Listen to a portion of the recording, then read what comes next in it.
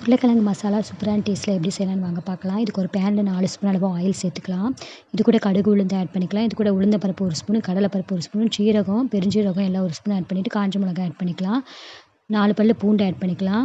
2 பெரிய வெங்காயம் ஆட் பண்ணிவிட்டு இது கூட 2 பச்சை மிளகாய் ஆட் பண்ணிவிட்டு கருவேப்பிலை ஆட் பண்ணிவிட்டு கொஞ்சமாக உப்பு சேர்த்து நல்லா இதை வதக்கலாம். இது கூட 1 ஸ்பூன் சில்லி பவுடரும், 1 ஸ்பூன் காஷ்மீர் சில்லி பவுடரும், 1 ஸ்பூன் மஞ்சள் தூளும், 1 ஸ்பூன் கரம் மசாலா பொடி ஆட் பண்ணி நல்லா இதை வதக்கிக்கலாம்.